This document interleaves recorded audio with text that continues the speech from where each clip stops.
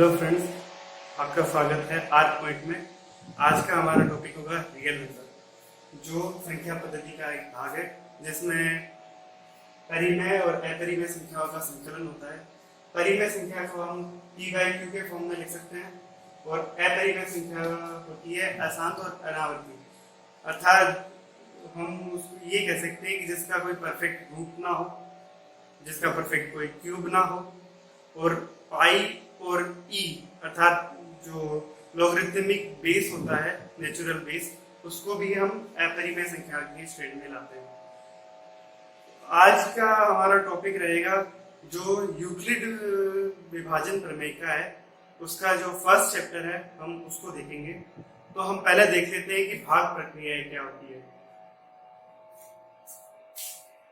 तो सबसे पहले हम देखते हैं कि भाग प्रक्रिया कैसे होती है। आपने भाग के बारे में ये जरूर सुना होगा कि हम जब भाग करते हैं तो हम देखते हैं कि ए, माना कि ए कोई भाजक है जिसको हम p में भाग दे रहे हैं, तो उसका जो भाज्य होगा, जो भागफल होगा, उसको हम b लिख देते हैं। तो अब यहाँ पे देखने वाली बात होगी कि अगर इसमें अगर कोई पूरा भाग नहीं जाएगा तो हमारे पास शेषफल बचेगा r। अर्थात इसका एक एग्जांपल देख लेते हैं कि हम 3 के अंदर 2 का भाग देते हैं, तो 2 का भाग 3 के अंदर एक बार जाता है, और अगर हम देखते हैं तो यहाँ पे शेषफल 1 बचता है। अर्थात ये है भाजक, ये है भाज्य, और इसको हम भागफल कहेंगे और ये होगा शेषफल। अर्थात तो हम लिख सकते हैं कि ए भाजक है, ये भाज्य है, इसको हम भागफल कहते हैं, और ये है शेषफल। अब ये नोटिस करने वाली बात आती है कि ना, हमेशा जो शेषफल है r है वो हमेशा a से छोटा होता है और 0 या उसके बराबर हो सकता है, अर्थात ये कंडीशन इसके साथ होती है। इसमें पहला टॉपिक है यूक्लिड विभाजन प्रमेय का, जिसका स्टेटमेंट बोलता है कि ना, यदि a और b अर्थात भाज्य और भाजक दो ऐसे धन पूर्णांक हैं तो उनके लिए दो ऐसे अद्वितीय पूर्णांक विद्यमान होंगे q व r, अर्थात भागफल व शेषफल विद्यमान होते हैं कि हम उसको a = bq + r के फॉर्म में लिख सकते हैं। अर्थात जैसे कि हमने पहले भाग देके देखा था कि अगर हम a के अंदर b का भाग देंगे तो हमारे पास शेषफल q बचेगा, और तथा भागफल q आएगा और शेषफल r आएगा। ये विभाजन परिमेय को हम यूज कर सकते हैं, इसके चरणबद्ध स्टेट के साथ में हम HCF निकाल सकते हैं। किसी भी दो संख्याओं का या दो से अधिक संख्याओं का महत्तम समापत्तिक निकालने के लिए ये यूक्लिड विभाजन प्रमेय का ये काम में ली जाती है। तो महत्तम समापत्तिक निकालने के लिए सबसे पहले हम देखते हैं कि उसके लिए एक एल्गोरिथम होता है, जिसका फर्स्ट पॉइंट होएगा कि हम उसके अंदर यूक्लिड विभाजन प्रमेय का लगाएंगे। अर्थात हम उसको इस प्रकार के टुकड़ों में तोड़ देंगे कि भाजक और भागफल को गुणा करके और शेषफल को गुणा करने पर हमें वो भाज्य मिल जाए।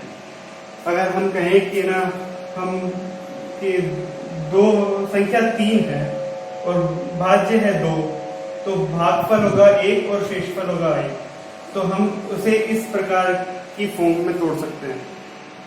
तो ये प्रक्रिया तब तक यूज करेंगे जब तक हमारे पास शेषफल 0 ना आ जाए। जैसे ही शेषफल 0 आएगा तो जो भाजक होगा वही उसका HCF होगा, उन दोनों पदों का HCF वही भाजक होगा। इस प्रकार की प्रक्रिया हम तब तक लगाएंगे जब तक हमारे पास r 0 ना आ जाए। तो सेकंड स्टेप का यही है कि अगर r 0 आ जाए तो HCF वही होगा। अगर r 0 ना आए तो हम ये प्रक्रिया वापस से नेक्स्ट स्टेप में अप्लाई करेंगे, और स्टेप थर्ड का यही है कि है ना, स्टेप फर्स्ट और सेकंड तब तक अप्लाई करते रहो जब तक r बराबर 0 ना आ जाए। तो अब इसका हम एग्जांपल देखते हैं और देखते हैं कि हम सॉल्व कर पाते हैं कि नहीं कर पाते हैं। तो यूक्लिड विभाजन एल्गोरिथम के लिए हम देखते हैं कि हमारे पास अगर दो पद दे रखे हैं, जैसे एक पद है 50 और दूसरा पद है 30। अब हम देखते हैं कि ना इसके अंदर विभाजन प्रक्रिया अगर सवाल में लिखा हुआ कि एचसीएफ ज्ञात करो, तो हम इसमें यूक्लिड विभाजन एल्गोरिथम कैसे लगा सकते हैं। तो सबसे पहले हम देखेंगे कि इसके अंदर सबसे बड़ी संख्या कौन सी है। तो यहाँ पे देखने से पता चल रहा है कि 50 20 से बड़ा है, तो हम 50 को लिख देंगे a, तो a बराबर हो जाएगा 50। तो सेकंड नंबर रहेगा जो b रहेगा वो रहेगा 20। तो अब हम 50 के अंदर 20 का भाग देंगे, तो यही प्रक्रिया हम बार बार अप्लाई करेंगे जब तक हमारे पास शेषफल r नहीं आ जाता। जैसे तो 50 के अंदर अगर हम 20 का भाग दें तो ये 2 बार जाएगा, तो यहाँ पे 40 आ गया, शेषफल बचा 10। तो यहाँ पे हमारे पास शेषफल बच रहा है, मतलब r बराबर इज नॉट इक्वल टू 0। तो यहाँ पे ये एल्गोरिथम अभी खत्म नहीं होगा। तो नेक्स्ट स्टेप रहेगा कि हम 20 के अंदर 10 का भाग देंगे। तो 20 के अंदर 10 का भाग कितनी बार चला जाएगा? 2 बार चला जाएगा। तो यहाँ पे 20, तो अब यहाँ पे 0 आ गया।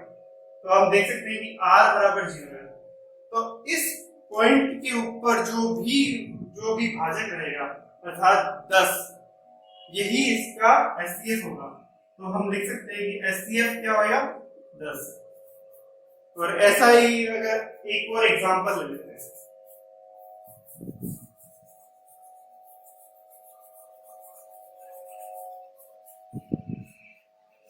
नेक्स्ट एग्जांपल है 15 और 25। अब इसके अंदर दोनों संख्याएं अलग अलग हैं। अब हमें ये नहीं पता कि ये इनका एचसीएफ क्या होगा। तो सबसे पहले इसका स्टेप क्या रहेगा? सबसे पहले इन दोनों के अंदर याद करना है कि सबसे बड़ी संख्या कौन सी है। बड़ी संख्या इन दोनों के अंदर देखने से पता चलता है कि बड़ी संख्या 25 है, तो a होएगा वो होगा 25 और यहाँ पे b क्या होएगा? वो होगा 15। अब हम इन दोनों के अंदर हमें निकालना है कि इन दोनों का महत्तम समापत्तिक क्या होगा। तो हम देख सकते हैं कि हम अगर 25 के अंदर हम 15 का भाग दें तो ये कितनी बार जाएगा? 25 के अंदर 15 का भाग कितनी बार जाएगा? वो जाएगा 1 बार। तो शेषफल क्या बचेगा? 10। हम देख सकते हैं कि यहाँ पे भी r बराबर 0 नहीं है, तो मतलब ये स्टेप यहाँ पे क्लोज नहीं हुई है, हमें इसको एक बार और करना पड़ेगा। अब हम 10 का भाग देंगे 15 में, मतलब ये b उठा के हम यहाँ पे रख देंगे। अब नया a ये बन गया और नया b ये बन गया। अब 10 का भाग देंगे, 10 का भाग कितनी बार जाएगा? 1 बार। 1 बार भाग दिया तो b ये संख्या को अभी तक शेषफल क्या बचेगा? 5। हम कह सकते हैं कि r is not equal to 0, मतलब r 0 के बराबर नहीं है। 0 के बराबर नहीं है तो ये अभी भी इसका हमें महत्तम समापत्तिक नहीं मिला। तो हमें ये स्टेप एक बार फिर से करना पड़ेगा। हम इस टाइमिंग में ये वाला जो 10 है उसको उठा के यहाँ पे रख देंगे। अब हम 5, अब ये नया b है और ये नया a है। अब इसके अंदर 5 का भाग हम 10 में वापस देते हैं, तो अब ये भाग अगर देखें तो पूरा जाता है कि 2 बार अगर भाग देते हैं तो ये 2 बार में पूरा चला जाता है, तो ये 0 आ जाता है। तो यहाँ पे r बराबर क्या है? 0 है। तो इस पॉइंट के ऊपर जो b है वो ये है, तो हम कह सकते हैं कि इसका एचसीएफ क्या होगा? ये इसका आंसर होगा। इस प्रकार से अगर कोई भी संख्या आए तो हम उसका एचसीएफ निकाल सकते हैं। ये एचसीएफ निकालने का पहला मेथड है जो हमें पहली प्रश्नावली के अंदर काम में लेना है। तो दोस्तों अब हम देखते हैं कि यूक्लिड विभाजन एल्गोरिदम से रिलेटेड जो भी हमारे प्रश्नावली में प्रश्न है, जो भी हमारा एग्जाम होता है उसके अंदर 1 से 1.5 नंबर का क्वेश्चन आता है, जिसमें कि आपको इतना ज़्यादा लिखने की जरूरत नहीं है, केवल उसको आप मैथमेटिकली सॉल्व करके भी अगर दिखा देंगे तो एग्जामिनर आपका नंबर नहीं काट पाएगा, क्योंकि ये है एकदम सिंपल टॉपिक है, सबसे छोटा टॉपिक ही आपकी मैथ की किताब पे यही है। तो चलो देखते हैं कि पहला क्वेश्चन कौन सा है। पहला क्वेश्चन है 210 और 55 का। तो जैसा कि मैंने पहले भी बताया है कि अब हम सबसे पहले देखते हैं कि इसके अंदर बड़ी संख्या कौन सी है। बड़ी संख्या कौन सी है? 210, और उससे छोटी संख्या है 55। तो हम ए किसको मानेंगे? 210 को, और बी क्या होगा? 55। तो अब हम देखें बी का भाग ए में देते हैं, तो 210 के अंदर हम भाग देंगे 55 का। तो 55 का 210 में भाग जाता है 3 बार जाएगा, अर्थात 165 आएगा। अब इसमें कितने बचे? अभी देखिए तो यहाँ पे 45 बचते हैं। तो जैसा कि मैंने पहले भी कहा कि यहाँ पे अगर आर हमारा यहाँ पे 0 नहीं आ रहा, R equals not equals to 0, तो हमें ये स्टेप वापस से करना पड़ेगा। तो अब इसके अंदर हम 45 का भाग देंगे 55 में, तो 55 यहाँ पे उतार लिया। अब हमारा ये भाजक ये है और भाज्य ये है, तो अब 45 का भाग 55 में कितनी बार जाएगा? ऑब्वियसली बात है, साफ साफ दिख रहा है, इसमें 1 बार जाएगा, तो यहाँ पे 45 लिख दिया, तो बचे कितने? 10। फिर से वही समस्या आ गई।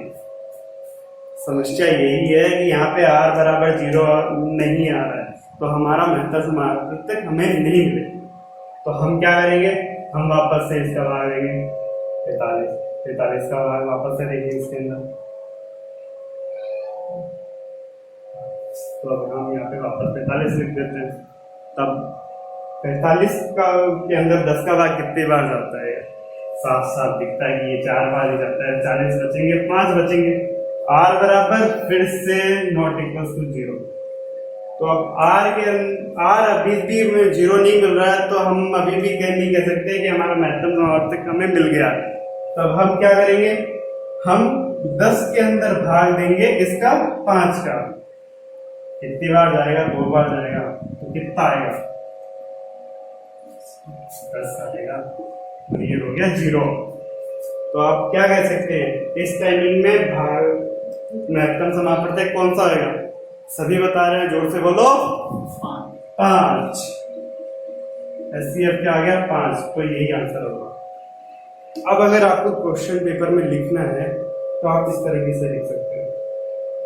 सबसे पहले मेंशन कर दो A should be greater than B, और A और B हमें पता चल जाएगा। ये स्टेप लिखने के बाद में ये उतार दो, नंबर कहीं नहीं कटेंगे।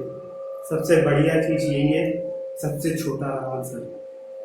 अब अलग है कि हाँ ये तो सिंपल हो गया सर जी, आगे वाला एग्जाम्पल कौन बताएगा हमें?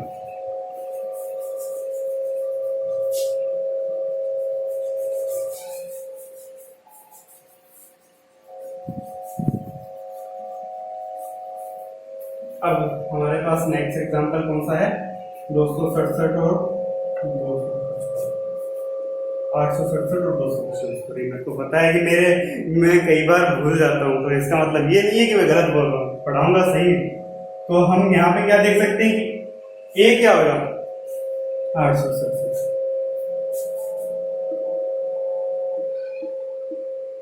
बी क्या होगा? 255। सर ये तो बड़ी बड़ी संख्या है, तो इसमें क्या हुआ? तो आराम से भाग देना। तो आप यहाँ पे 867 लिख लो, और इसके अंदर भाग देते हैं 255 में। 255 का 867 में कितनी बार भाग जाएगा? तो 8 और 2 को देखते हैं तो 4 लगता है, लेकिन यहाँ पे 67 है और यहाँ पे 55 है। 55 ज्यादा बड़ी संख्या है, तो इसका भाग हम 3 बार देते हैं। तो 3 बार में कितनी बार जाएगा? 3 पंजे 15 का 5, देखिए 6, और ये कितना हो गया? 7। अब इसके अंदर बचा कितना? 102। सच वही समस्या r is not equal to 0। अब हमें फिर से भाग देना पड़ेगा। अब भाग देंगे हम किसमें, 255। अब कितनी बार जाएगा, अब देखने से लगता है कि इसके अंदर अब 2 बार जरूर चला जाएगा। 200 204 शेषफल कितने बचे, 51। अभी भी r इक्वल टू 0 नहीं आ रहा, तो हमें वापस से 102 को यहाँ पे रखना पड़ेगा। अब यहाँ पे देखें तो बहुत बढ़िया ट्रिक आ रही है, क्योंकि 51 और 102 का डायरेक्ट रिलेशन है कि 51 का भाग 201 में 2 बार सीधा था, 102, तो ये 0 आ गया। तो यहाँ पे 0 आ गया, मतलब 51 इसका एचसीएफ है। तो एचसीएफ क्या होगा, 51 आंसर होगा। तो क्वेश्चन पेपर में डायरेक्टली मेंशन करो कि ए और बी संख्या क्या है, और उनको यूक्लिड विभाजन एल्गोरिथम लगा के सॉल्व कर दो, आंसर आपका पक्का आ जाएगा। तो हम देखते हैं नेक्स्ट क्वेश्चन जो हमारी प्रश्नावली से आता है। ये एग्जाम पॉइंट ऑफ व्यू से एक अच्छा क्वेश्चन है, क्योंकि इसके अंदर हम देखते हैं कि हमें एक्स दिया हुआ है, उसका मान निकालना है। लेकिन पहले हम देख लेते हैं कि ये प्रश्न कौन सा है। इसको हम इम्पोर्टेंट क्वेश्चन जरूर कह सकते हैं। ये एक और स्टार ही लगा इसके ऊपर, क्योंकि ये इस टाइप का क्वेश्चन पक्का है। ये 2 नंबर का मैक्सिमम क्वेश्चन आता है, कि ये हो सकता है, इसकी पॉसिबिलिटी है कि ये 2 नंबर का क्वेश्चन आए। तो हम पढ़ते हैं क्वेश्चन क्या है। लिखा हुआ है कि यदि संख्या 408 व 1032 के महत्तम समापवर्तक को 1032 गुणा x माइनस 408 गुणा 5 के रूप में व्यक्त कर सकते हैं, किया जा सकता है, तो हमें ज्ञात करना है कि x का मान क्या होगा। तो सीधा सीधा इसमें लिखा हुआ है कि ना, हमें 2 संख्याएं दे रखी है, हमें पहले इसके अंदर इनका महत्तम समापवर्तक ज्ञात करना होगा। उनके बाद हमें वो महत्तम समापवर्तक इसके बराबर में लिखना होगा। उसके बाद में हमें ये पता चलेगा कि उसका आंसर क्या होगा। तो सबसे पहले हम देखते हैं कि हम 408 और 1032 का महत्तम समापवर्तक ज्ञात करते हैं। तो 408 और 132 में सबसे पहले वही बात है कि हमें देखना होगा कि इन दोनों में सबसे बड़ी संख्या कौन सी है। इन दोनों में बड़ी संख्या है 1032, तब हम उसको a के बराबर लिखेंगे। तो b क्या होगा, 408। तब हम इसके अंदर भाग देके देखते हैं कि हमें आगे क्या करना है। तब हम 1032 के अंदर अगर 408 का भाग देते हैं, तो ये देखते हैं कि पहली बार में ये 2 बार में जाता है, तो बच्चे आएंगे कितने, 816। तो बचेंगे कितने, 216। अभी भी ये इसका शेषफल 0 के बराबर नहीं आया, तो हम वापस से 408 में इसका भाग लेते हैं। अब इस मूवमेंट पे इसके 408 के अंदर 216 का भाग कितनी बार जाएगा, 1 बार जाएगा। बचेंगे कितने, 192। अभी भी r 0 नहीं आया, तो हम देते हैं इसका भाग 216 में। फिर से 216 में भाग 1 बार जाता है, आएंगे कितने, 24। अभी भी 0 नहीं आया, तो हमें भाग देना होगा 24 का भाग 192। 192 में 24 का भाग कितनी बार जाएगा, 8 बार। 8 बार पूरा जाएगा। तो हम ये कह सकते हैं कि इसका एचसीएफ क्या होगा, एचसीएफ बराबर 24। तो अब हम रख देंगे 24 को इस इक्वेशन के इक्वल से। तो हम लिखेंगे 24 बराबर 1032 x माइनस 408 गुणा 5। हम इसको इस प्रकार लिख सकते हैं, क्योंकि हमने देखा है कि हमें लिखा बता रहे हैं कि ना महत्तम समापवर्तक क्या है, तो हमने महत्तम समापवर्तक निकाल लिया। और अगर ये महत्तम समापवर्तक है, तो ये इसके बराबर में होगा। तो हमने लिख दिया कि ये इसके बराबर है। तो अब 24 बराबर 1032x माइनस इसको गुणा करने पे कितने आएंगे 2040। अब यहाँ पे माइनस है तो हम इसको करेंगे इस पक्षांतरण, मतलब इस पद को इस पद के बराबर लेके आएंगे।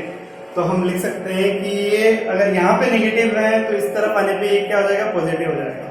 तो हम लिख सकते हैं 24 प्लस 2040 बराबर 1032x। दोनों को जोड़ने पर कितने आएंगे 20 बराबर 1032x। अब हम यहाँ पे x के गुणा में 1032 है और बराबर में 2064 है। तो अगर दोनों तरफ 1032 का भाग दे दे तो क्या होता है, इसके अंदर अगर 1032 का भाग दे दिया और इसके अंदर 1032 का भाग दे दिया तो दोनों संख्या तो कट गई। 1032 का भाग 2064 के अंदर 2 बार जाता है। तो अब यहाँ पे x बराबर क्या आ जाएगा 2, ये आंसर। इसके अंदर ये x का आंसर है। अगर एग्जाम में देखें तो ये जो इक्वेशन है इसको कई तरीके से लिखा जा सकता है, अलग अलग आ सकती है। इसके अंदर x के कई पद आ सकते हैं, इसीलिए मैंने इसको इम्पोर्टेंट कहा है कि यहाँ पे केवल 3 चीजें चेंज होगी। एक तो ये 2 संख्याएं और ये पद। बाकी अगर क्वेश्चन में ये कहे कि x का मान ज्ञात करो तो इसके अंदर हमें केवल ये 2 संख्याओं के एलसीएम एचसीएफ को ज्ञात करना है और उसके बाद में इस इक्वेशन के इक्वल में पुट कर देना है। इक्वल में पुट करने के बाद में हम x को सोल्व कर सकते हैं जैसा कि हम प्रीवियस क्लासेस में करते आए हैं। तो इस प्रकार करने से ये सोल्व हो जाए। ये क्वेश्चन इंपॉर्टेंट है, आपको इसको तरीके से देखना है। अगर ये समझ में नहीं आया तो रिपीट करके देख सकते हैं। तो नेक्स्ट पार्ट में हम देखेंगे कि हम कन्वेंशनल तरीके से यूक्लिड विभाजन प्रमेय को कैसे यूज कर सकते हैं।